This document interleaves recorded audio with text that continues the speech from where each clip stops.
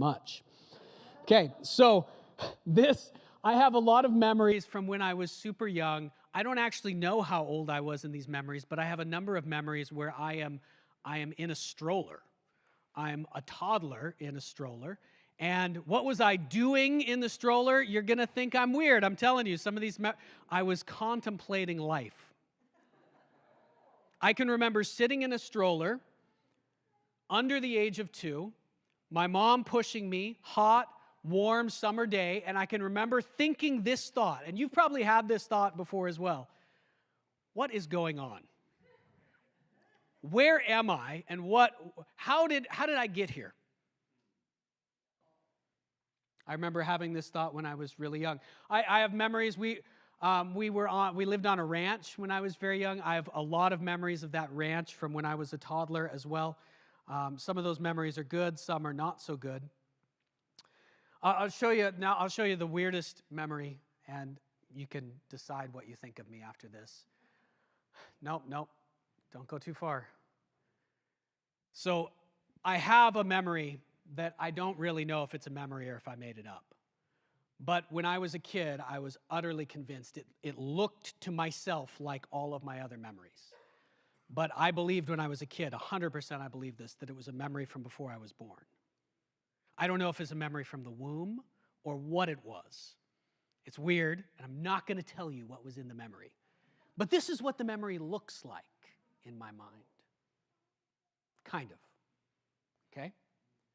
Now, the point of me telling you these memories is this. You know how memories aren't just a memory of the event that happened? They're also, if you're really in the memory, they're a memory of what it feels like to experience whatever you experienced. There's a quality to life that's actually, I think it's a spiritual quality. It has to do with relationships and how we're really connected to God and to other people that give you a sense of what, not just what happened in a particular situation, but what it was like to be in that situation. And all of these memories when I was really young, they all have the same quality. And the quality that they have, I don't really know how to describe it to you other than this. It feels like I'm not alone in those memories. It feels like there's someone with me in those memories. When I was really young, I did not know who that was. I had an experience later in life. I didn't grow up in church, and so from the time, that feeling went away. That feeling of not being alone went away. I very much felt alone most of the time I was growing up, and as a teenager. When I was a young adult, I actually became a believer, and I won't tell you that whole story, but it happened through God showing up in my life in particular ways. I realized that there is a God who is there. And then, one particular day as a young adult, one particular night actually, I was at a prayer and worship night, much like what will happen at Momentum that we're sending all of these youth off to. There were a whole bunch of young people seeking God together and praying and trying to listen to God and to speak to me. And I could hear God speaking to me in different ways. I don't mean that I heard him in an audible voice, but I could sort of feel his presence. And on this particular night, when I was in my early 20s, I felt one word kind of explode in my mind, and that word was remember. And all of a sudden, in the middle of that worship night, all of these memories that I'm telling you about flooded back to me. Memories from when I was 3 years old, 2 years old, 1 year old, maybe younger than that.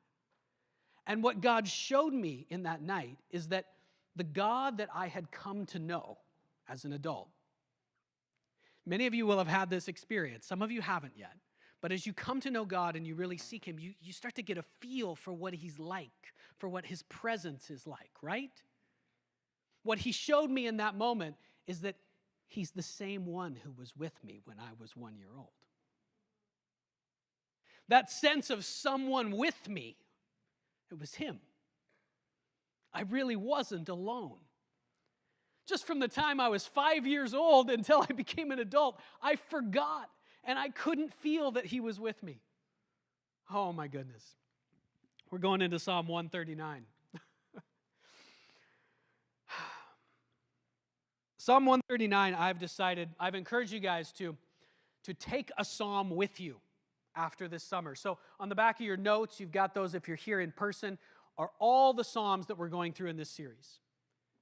And we're thinking of these are God's playlist, okay? Here's kind of our outline for this series. Picture the Psalms as your go-to playlist from God.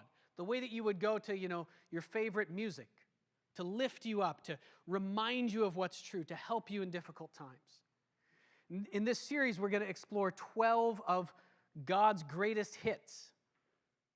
And what I'm going to encourage you to do, and we're asking you every week, ask God, which of these should I take with me? Should I add to my list for life? And what you're going to have to do to add it to your playlist, we're using that as a metaphor here, is you're going to have to read it again and again. You're going to have to think about it. You're going to have it with you in your everyday life for a significant period of time. And I have decided, that Psalm 139 is actually going to be the one that I take with me going forward from this series. Now, there's most of the Psalms in this series I already have on my playlist, and that's why they're there. And so Psalm 139 is one that I've known somewhat, but not as deeply as I want to, and not as deeply as I do now, and not as deeply as I will in the future. We're going to go through Psalm 139 in 4 sections, and it actually is a poem or a song that comes in 4 stanzas. You can pull it out if you want. We'll look at those one at a time. We'll draw a point from each one. But the main thrust, the main idea in this whole psalm is David, who wrote this, King David in the Old Testament thousands of years ago, realizing that God is actually everywhere.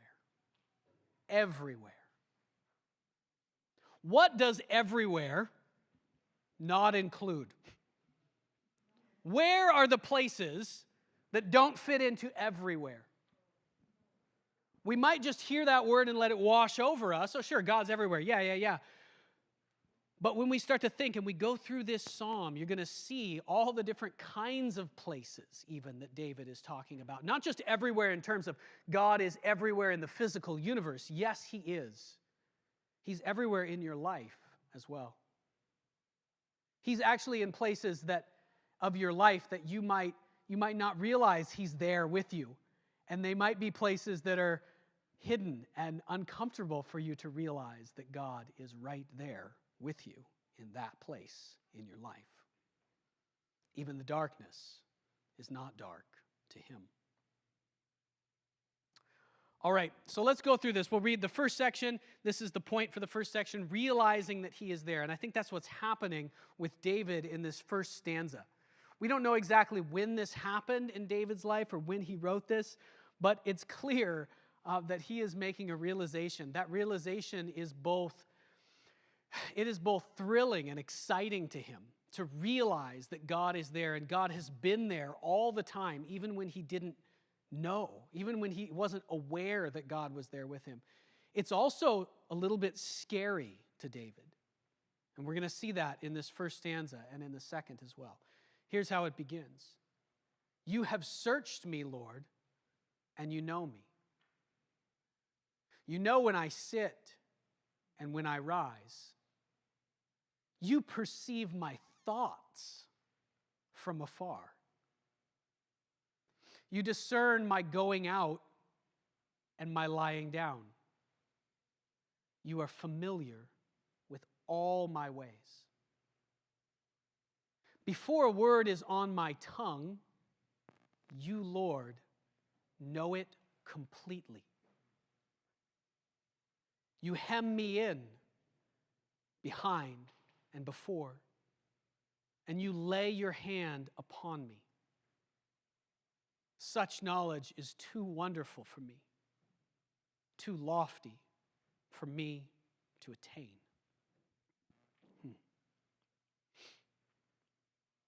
Let's go back and think about each of these verses for a minute.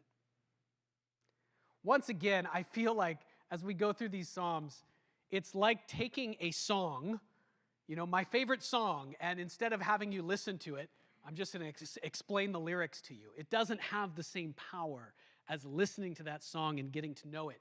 If you want to experience the power of God in these Psalms, you're going to have to listen to them over and over again. Let them sink into you until they change you. But we're going to talk about the lyrics of the song anyway. So you can maybe have an open door, easier access into it. You have searched me, Lord, and you know me. I mean, how many times have I recited the beginning of this psalm? And yet, as I thought about it over these past weeks, I realized that David is realizing something. He's waking up to something about God. God has actually searched through everything in me, and he knows me completely. That's something that David is perhaps suddenly or gradually realizing as he writes these words. God knows everything about me. He searched through the inner thoughts and feelings of my heart and my soul. In fact, he knows more about me even than I know about myself. You know those times when you were doing something for a long time, you thought you were doing it for one reason, and later you realized you were doing it for a whole different reason? God already knew that. He already knew all the motivations of your soul that even you can't see. I think, normally we sing this in different songs, and we maybe talk about it, or you've heard these verses if you're in church. We think of this as an amazing thing. You've searched me and you know me. I do think it's amazing, but do you also sense David is sort of wide-eyed as he says this? Whoa, you've searched me, and Lord, you know me. In fact, you've been there all the time. When I'm going through the hustle and bustle of life, when I sit down, when I rise up. And in fact, it's not only what I do physically. In fact, we often think we're alone, but we're not. God perceives my thoughts from afar. Something is happening to David much like what happened to me, I think, in that worship night, or maybe what happened to me is like what happened to David before. God gives us space in life. We've talked about this before. We talked about this in our Romans series, and I'm not going to go into it in detail again.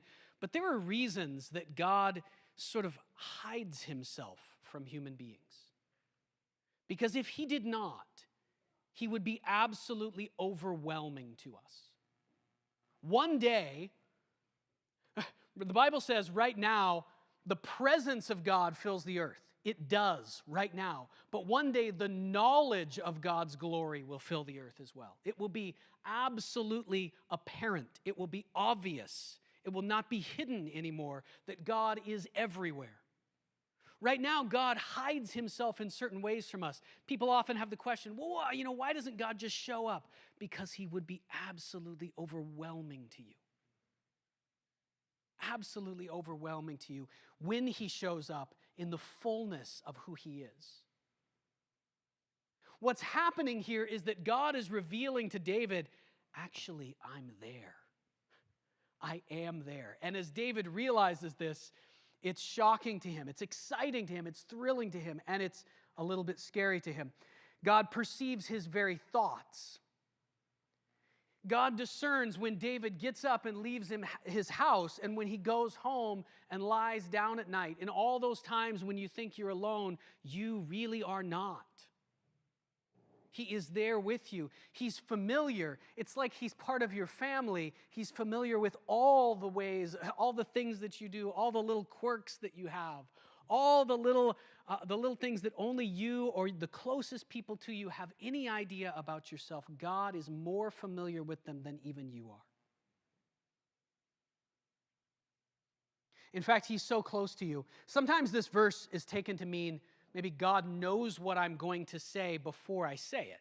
And this is true. God does know the future. He knows what will happen.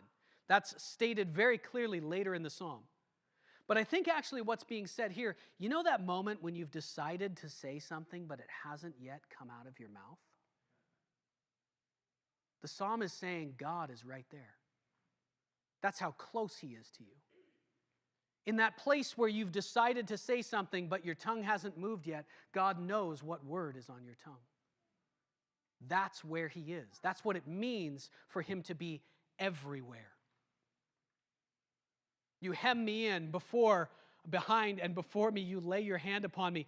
This is the verse that really convinces me that not only is David excited that God is there, has been there the whole time, and is very close to him. That's a comforting thought to David. It's also a scary thought to David. The literal translation of the Hebrew word here is, you lay siege to me. You barricade me in, behind and before me. It carries a sense of there is actually no escape from God. There's nowhere you can go where he is not. And we're going to see that, and some of you know where this psalm is going, right? In the second stanza. We're going to get to it in just a minute. You lay your hand upon me. Have you ever had another person who you knew, maybe they didn't know you were there. You had just entered a room, and you're trying to not scare them. You had that experience? You really don't want to scare them. They're going to be upset. Now, some of you, especially members of my family, are the person who's trying to scare you in that moment. But, maybe this person's had a hard day. You don't want to scare them, and so you're trying to find out, how do I make a noise or do something that won't startle them? That's the vision that I get from this verse. It's almost as if God is everywhere, and David doesn't realize it. And God is trying to gently lay his hand on David and say, David, don't freak out, but I'm right here. Where? Everywhere. David's response to this is overwhelming. This is fantastic beyond anything I could have imagined, and it's too lofty. I cannot wrap my mind around this, David says. This is just beyond me. The second point you can write down in your notes, moving right along from what we just said. God is both ever-present and inescapable. And there's two ways that you can take this. It's actually the same fact about God. There is nowhere you can go where God is not even inside your own mind, your own heart, and your own thoughts. It is impossible to escape from him, and he's ever-present. He's an ever-present help in times of trouble, isn't he? But if you are trying to get away from God, he's overwhelming. How are you going to handle him? Here's what he says next. Where can I go from your spirit? I think it's an open question here. In my mind, it's actually an open question. Look at this. Where can I flee from your presence? How is David feeling about God at this moment? You almost can't tell. He's both excited and wants God to be close, and there's also a part of him that wants to run away because he knows that he is sinful. He knows that there's parts of him that are dark, and he does not want those parts of his life exposed in the full view of the God who made him. And so he's got this dual feeling in this moment. He has this draw toward God, and he has this desire, what? To flee. But there's nowhere to flee. Where can I go from your spirit? Where can I flee from your presence? If I go up to the heavens, you're there. If I could somehow travel to Mars or go light years to some other star, God would still be there just the way he's here. If I make my bed in the depths, in the Hebrew this is Sheol, the grave. If I die and my body decomposes, still you are there. If I rise on the wings of the dawn, if I settle on the far side of the sea. This is poetic language to describe the east and the west, where the sun rises and the sun sets. No matter how far I go in any direction, even there, your hand will guide me. Your right hand will hold me fast. Once again, do you see the dual nature? You see, David is saying both things. I never realized this until this last week. David is saying, God is going to guide me. He's this help for me. And also, there's nowhere to go. Just the very nature of God, because of who he is, there is no escape from him. His right hand will hold me fast. If I say, surely the darkness will hide me, and the light become night around me. Even the darkness will not be dark to you. The night will shine like the day, for darkness is as light to you. What is he saying in these last verses of the stanza about the darkness? There's moments in our lives, we've all had these moments to one degree or another. There's moments where we've perhaps made a huge mistake. We've done something that was wrong, was the thing that we didn't want to do, or we just really made an error. We didn't even know it was wrong, but we feel like we've destroyed everything. And in those moments, you feel the sense of panic come over you. You feel like everything is collapsing in on you, like the darkness will hide you. In those moments, many people feel that they are too far from God. God could never reach them where they are at. The darkness has swallowed me. Even God can't get to me. I feel nothing of him. David says, no. Even the darkness. If I think that the darkness will hide me, or maybe even for some people it's that they want the darkness to hide them. Men love darkness because their deeds were evil. For someone who wants to run away from God, who says, I want nothing to do with him, I want to be in the darkness where he can never find me, even the darkness is not dark to him. The night will shine like the day. In your worst moment, when you feel like God is nowhere near, he is right there, and he always has been. This is what David is telling us. Now, there's another aspect to this. We're sending some youth to Momentum. We've been talking a lot about that. What are some things that are at Momentum? What happens there? What's the thing you've heard about the most, that Taya's the most excited about? Worship, yeah. So what exactly is that, right?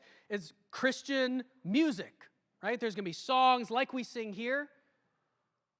Now, if you were a person who, there's going to be 2,000 people there, do you think it will be loud or quiet?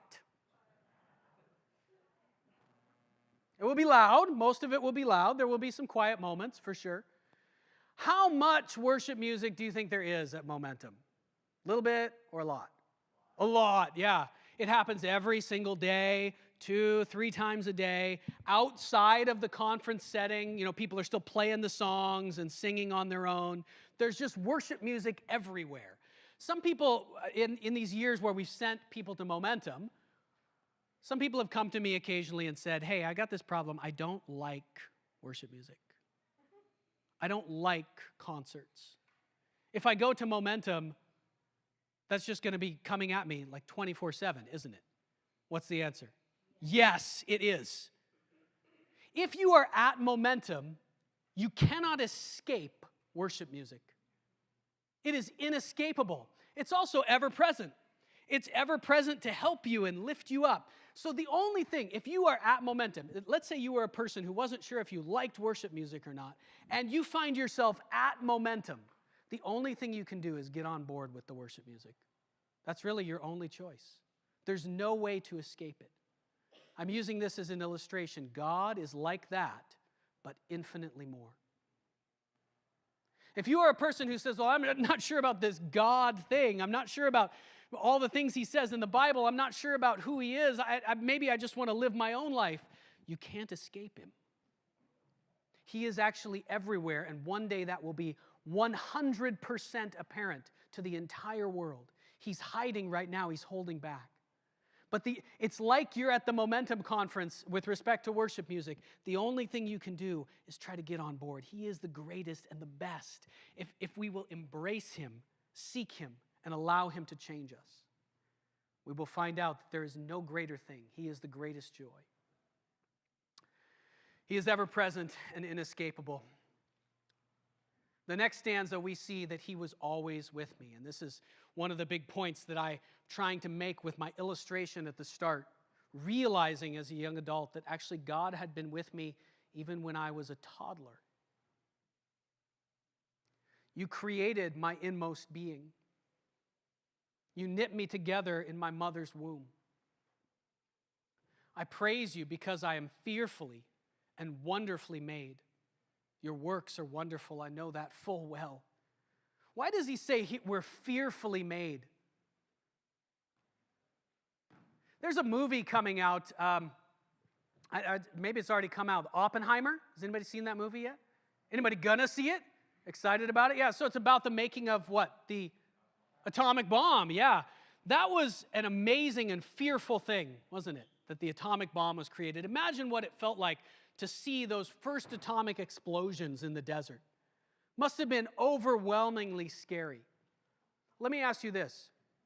If something has the power to destroy, something else has the power to create. Which one is more powerful? The one that can create. What he's saying here is that the very way that we are made, actually more so than the atomic bomb should make us fear governments that have nuclear weapons, the very way that human beings and the world has been created, with an intelligence and a power that is beyond imagination, it should make us wake up and take note, whoever made me is really, really powerful. Whoever made me is much more to be feared than the ones who made the atomic bomb. Whoever made me is someone I should pay attention to. We talked about that last week. Not that you should be afraid of God all the time. No, God is love. He is with you. He is for you. But He is not to be ignored. That is foolish. My frame was not hidden from you when I was made in the secret place, when I was woven together in the depths of the earth. This is poetic language for the womb. God was right there in the womb as you were being created physically. Your eyes saw my unformed body, and all the days ordained for me were written in your book before one of them came to be. Yes, what this is saying is that at that moment and way before, God knew everything that would ever happen to you. He already knows what tomorrow is going to look like for you. He already knows what the rest of your life will be. Does that mean you have no free choice? We're not going to go into that question today. You do. You do. He has not determined it. He's not forced you, yet He knows. He knows all of it. How precious to me are your thoughts, God. Here you can see David begin to turn his heart toward God. He's getting over his fear of God, which was healthy and good, and now he's beginning to seek God with his whole heart. How vast is the sum of your thoughts, God. Were I to count them, they would outnumber the grains of the sand. When I awake, I am still with you. This is, I think, my favorite verse in the whole psalm. And I don't even know why. Listen to the psalm enough, and maybe you'll like it too. David's actually talking about how many thoughts, not just what the thoughts are, but how many thoughts God is giving him. God is overwhelming him with all these different ideas. There's so many ideas, David cannot take them all in. And I think perhaps he even receives them in a dream. I'm not sure. But he has this line, and this line in particular is my favorite. He wakes up. I feel this almost every morning when I wake up. I don't know if you do. Maybe I'm weird. You can tell me if you're weird like me. I wake up in the morning and I have a little bit of that same sense that I had when I was in a stroller, when I was a toddler. What's happening right now? Where am I? And then I have a realization. Oh, you're still with me. You're here. All right. I guess I'll get up and go to church. He was with me from the start. The psalm ends with two cries to God, two requests. Two requests that are intense. They're intense. Remember, David was a man of war. If only you, God, would slay the wicked. If only you, God, would come and kill all the bad people. Away from me, you who are bloodthirsty. They speak of you with evil intent. Your adversaries misuse your name. Don't I hate those who hate you, Lord? And I abhor those who are in rebellion against you. I have nothing but hatred for them. I count them my enemies. What is happening here? I think throughout this, David has had this realization, as we've said, that God it has been with him all the time. God is closer than the air around his body. God is with him in his thoughts, even in his own mind. And yet, he has this realization as he wakes up every morning, God is still with me, and yet the world is a mess. Can I get, even as the kids come in and it's a little bit louder in here, can I get an amen that the world is a mess? The world is a train wreck. And there are people who are literally trying to kill David. There are forces in this world that are against you and trying to destroy you, even if there's not actual people trying to murder you at any given moment. There are people in the world, in fact, who would murder you if they could. And me too. This is a reality. And so David cries out to God. His first cry out to God is for justice. Fix them. If only, God, you would come and fix the world. Destroy the people who are evil. Now, is this how we should be acting toward, let's say, the people we're going to be seeing at the park this summer?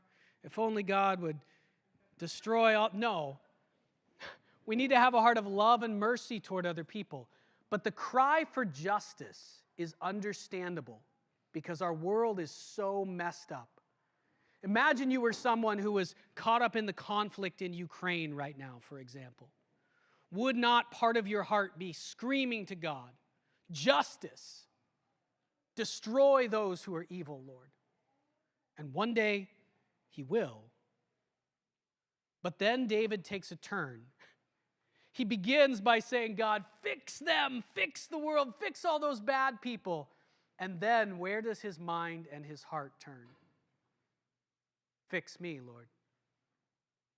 As the psalm comes to a close, he remembers that God has searched him and knows everything inside of him. He remembers that even though he's trying to follow God, he's just as full of sin as everyone else around him. And so the cry at the end of the psalm is, Lord, fix me. Search me, God.